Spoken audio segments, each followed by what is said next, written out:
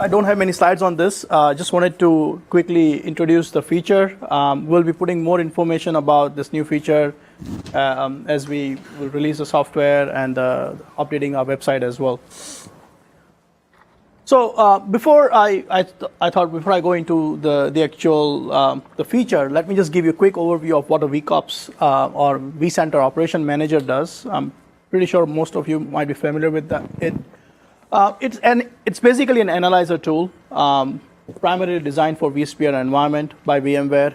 It enables the monitoring of your physical network as well as for your virtual network, all the resources in the network, and then the admin can then do the analysis, push down the new changes, or do the reporting as well. VMware published the SDK for vCOps, where a third party, like a technology partner, can come in and do the integration with the vCOps. So that's what NEC has done now. We have developed the Network Analyzer plugin for the vCOps. The plugin sits inside the vCOps vCenter Operation Manager, and it basically provides all the vital information about the programmable flow network. So now the IT admin has the access to not just the server or the server virtualization, but also all the networking vital information. And then he's able to, or she's able to do the troubleshooting or the planning out, scale out the network by looking at the network health. They can easily do the plan out as well. If they're migrating the VMs, they wanted to ensure that there's enough bandwidth going through the physical network as well. So again, with this information, they can also make that correct best judgment when they're migrating the VM as well as reporting. It's a nice built-in reporting built into it, so it also allows them to do reporting on the actual physical network infrastructure as well. So this is a basic system architecture, how it works. So you would have your vCOps. Inside that, there are a couple of plugins. The one is for the system UI, where the admins connect to it through other web UI. But the other one is the analytics VM. That's where the PFC network analyzer sits, along with a bunch of plugins. One of them could be a VMware adapter, which gets information from the vSphere environment. And this network analyzer basically gets all the vital information by talking to the PFC controller. Controller, of course, has the access to all the programmable flow switches information, as well as the network information, as Arvind showed you before. And using that, we basically report all the information to the administrator. That's it, folks. That's the newest feature we are releasing and announcing today. We are at the end of our presentation. Again, thank you very much for your time. We'll take any questions you have now. This thing is now vRealize something, right? Yes. So we. I was hoping you would not ask that, but anyway. You can always count on me. Yes. No, yeah. VMware just released their vSphere 6.0 suite last week, and as part of that, they have changed the name from vCenter to vRealize. I believe because I think they are opening up not just for VMware, but I think they're opening up to maybe KVM and also Hyper-V. I believe that's why they changed the name. We are yet to do the qualification, so that's why we're keeping it vCOps. Just recapping, so in terms of, you have a controller, in terms of the hardware this will control. Yes. We obviously saw the Dells in there.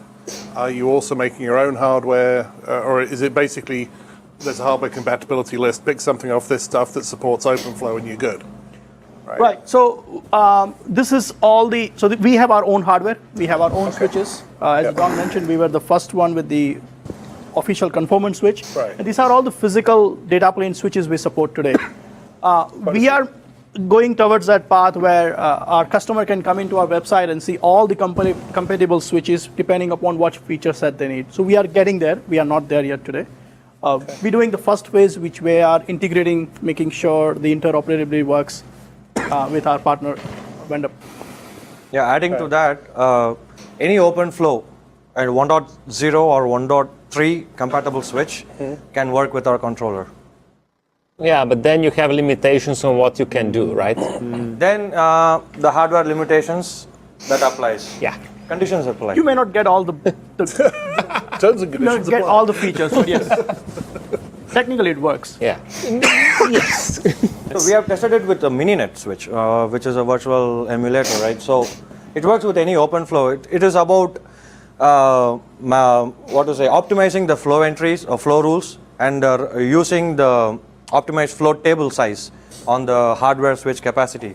That is where the closed working with NEC would be required. Red Hat is OVS, right? Yes. I guess one of the problems is when you've got the different switches that you support, you know, they all have different things that they do on hardware versus CPU, and you can really shoot yourself in the foot quite badly if you know, is there any way you can, you know, I go to add some sort of flow rule. You almost want the UI to say, hey, dude, are you sure you want to do that one? Because that one's going to kill it if you use it with that model device. Now, I don't know whether you can do that at your layer or not, or whether it's just some things you got to find out the hard way. So I'll answer it a little bit differently.